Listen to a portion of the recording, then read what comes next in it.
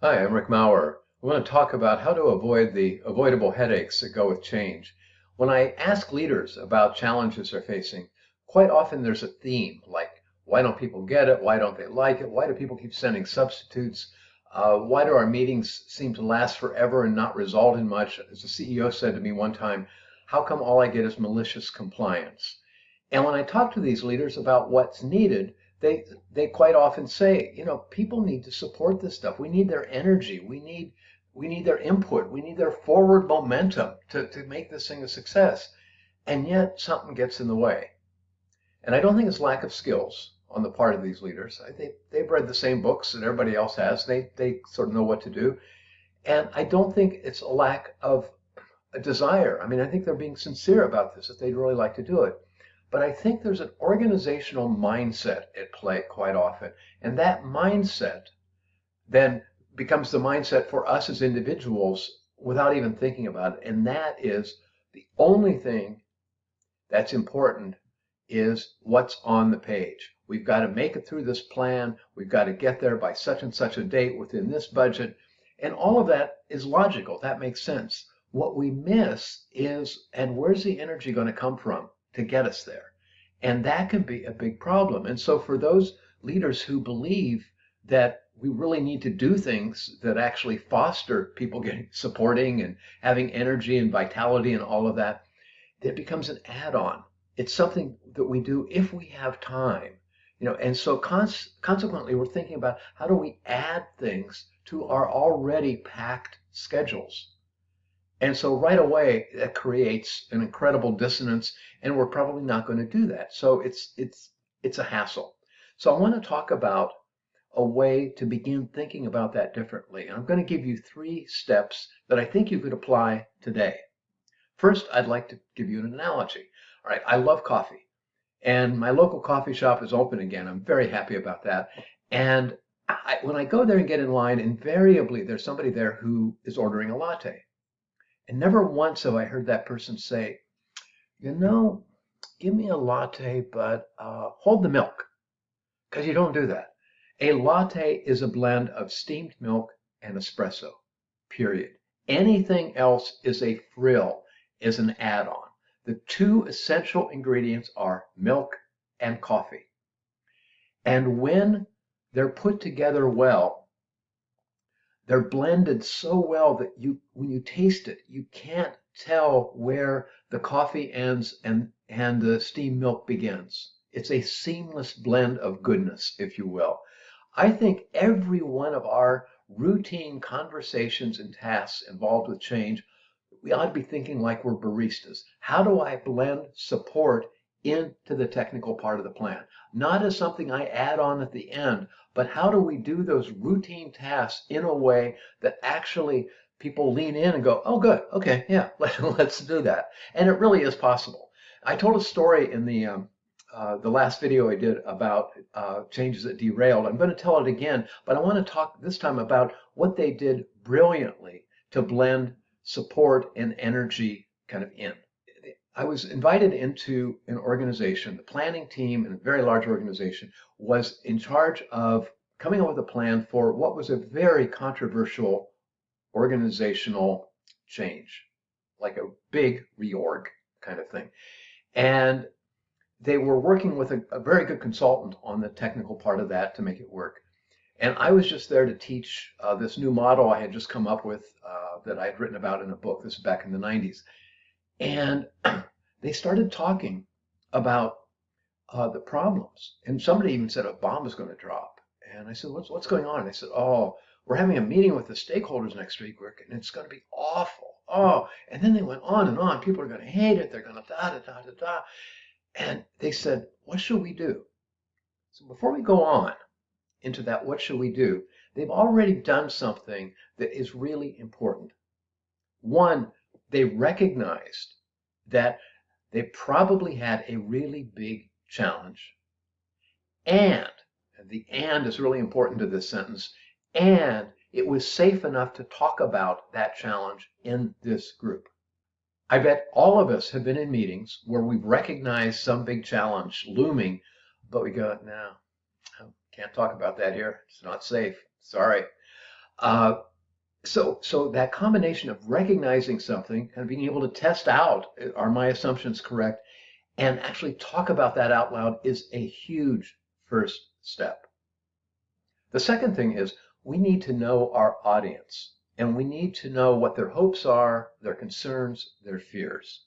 Otherwise, whatever we're coming up with is going to be some idea that we got out of a textbook somewhere or something that we used a few years ago, but it may have nothing to do with the people we're trying to influence today. So they ask for help. It would have been irresponsible of me to say, oh, well, turn to page 42 in my book and there's an answer. Uh, First of all, I didn't know them very well, and I certainly didn't know their stakeholders at all. And so to offer a technique really would have been irresponsible. So I wanted more information. I said, so does everybody here know somebody coming to that planning meeting next week where you're going to introduce the thing? Everybody said, oh, yeah. And I said, what's going to be on their minds? And there was a flip chart beside me. And it's almost like I couldn't write fast enough. I mean, they were just shouting stuff out at me, and I'm writing really fast.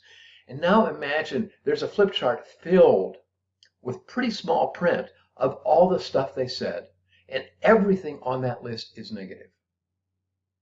Now you look at, and by the way, that's unusual. I often will see a variety of things but it was all negative. And you could almost feel the energy go out of the room. I mean, it's the kind of thing where you look at a list like that and you go, oh, what's the use? Why didn't I go into taxidermy like my parents wanted me to? I mean, it's just awful. So what we need now is we need to know who these people are we're trying to influence. What do they hope for? What are their concerns? What are they afraid of, especially with regard to this change? So it's important to have a way to make sense of all that data that's on that list. Now, I use a model I came up with, and I'm going to tell you what it is in a second. But if you have a good way of looking at a set of raw data, people's opinions and reactions, and making sense of it so that you can use it, continue to use that.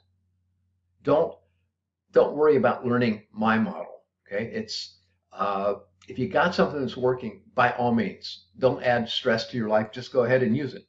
Okay, but here's what I did. I had just taught them my 3 levels of support and resistance. And I said, okay, so everything here was on the resistance side. I said, all right, so level 1, I don't get it. So which of these represent people just not understanding what's going on? And there were a couple of things. So I underlined with, let's say, a green marker. And I said, all right, so why aren't people going to like it? This is level 2, and it's based on fear. Something about this change really scares me. And I used a different color marker. And they gave me a bunch of things.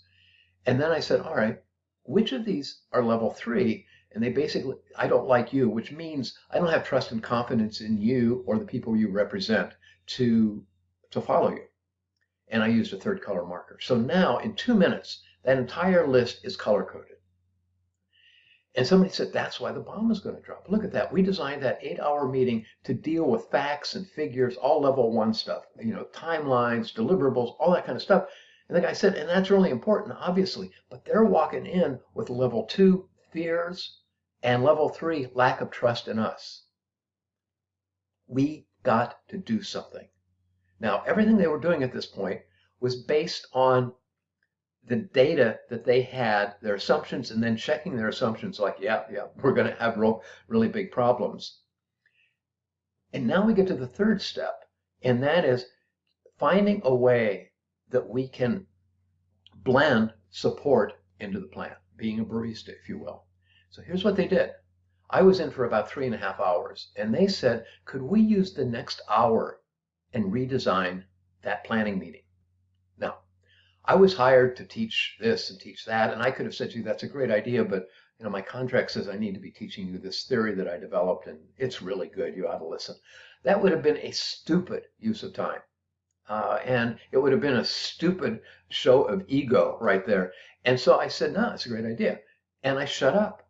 They pulled their chairs around. And when they started talking, energy was high, but it was a real negative kind of energy. I mean, because remember, they had that long list in front of it. But as they started talking about, well, how are we going to do this in a way that gets the information out, but actually can reduce fear and may even start to build trust.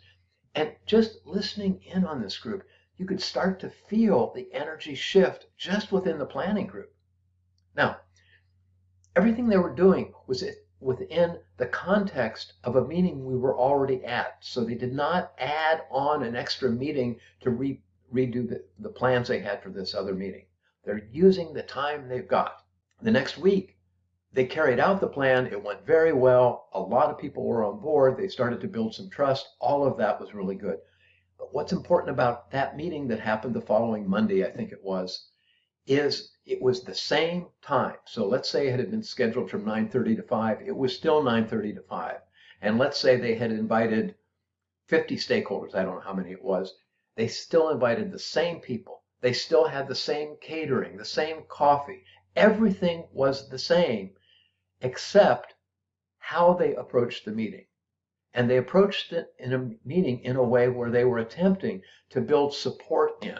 And by the way, the energy they had back when they were putting this together, the day that I was with them, you could feel the energy in that room becoming part of the task.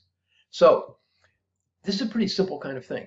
And you might have stuff that you're doing today or tomorrow where you could say, all right, so am I concerned about anything going on? That's the first step. The second one is, do I know why I'm concerned? Do I know what's going on with those people? You know, what's, to use my language, what's going on at level 1, 2, and 3, but, you know, what's concerning them? Do I get that? And now, how can I begin to blend support in? And my strong suggestion for you right now is to do it gradually. You know, tweaking is a really good thing. You do not want to do something where you're doing some massive event and you're trying it out for the first time, so you're nervous, you're out of your comfort zone, and you're putting them out of their comfort zone. This is not a recipe for getting something good done. So start small, like tweaking the meeting just a little bit, just to see what happens. Okay, so some various reasons why you might be watching this video. And one might be the title sounded kind of interesting and you were done watching cat videos and you thought, oh, maybe I'll just watch this. But now you're kind of hooked and you say, oh, that's kind of interesting. Well, here's what I'd suggest you do. I wrote a book earlier this year and it's free and it's posted on my website and it's called Seizing Moments of Possibility. And it's exactly about what I'm talking about right now. It goes further than that, but this is what it talks about. It's how do we blend support in? And you might just skim it to see if there's anything there that interests you. You might want to read a little bit more. It's only a 70-page book, and there are like 9 application activities. I mean, really practical things that you could actually use, I hope, today. So that might interest you. Another group might be looking at this video right now and go, wow, we could really use what Rick's talking about like tomorrow morning. And if that's the case, I would urge you to download the free ebook and take a look at chapters 1 and 2. And there's a couple application activities there, and just look at those and go, is there anything in those 2 chapters that might be helpful? And remember, keep it simple, keep it safe. Okay? Now, there might be a third group watching this, and you might be saying, yeah, we know we got to build support in. Yeah, but man, we are stuck. Have no idea how to do that. I mean, it's just awful. And if that's the case, then I really would urge you to not just take a look at the book. I'd urge you to read the book. I mean, it's only 70 pages. I mean, it's, how long is it going to take you? Take a look at the book, and if there are things that seem like this would be really practical, but I don't know how to do it, I'm really concerned about actually doing that, then I'd urge you to give me a call. I'm not going to turn it into a consulting assignment. It's just be on the phone for 20, 30 minutes.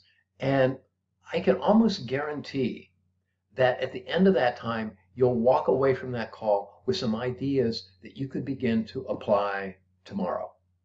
All right, and that's it. So I hope you like this. I hope it's helpful. And remember, you can get the book from my website. It's free. I keep saying that.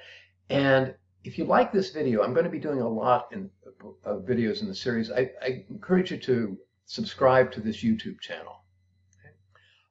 And also, if you have any comments or would like to make comments about this video or any that I'm doing, please do that. I would love to hear from you. So you might have ideas of your own, like how you've done things like that. You might have things that you like about the presentation, things you don't like. Anything at all is fair game, and I would love to read it. So, hey, thanks for watching.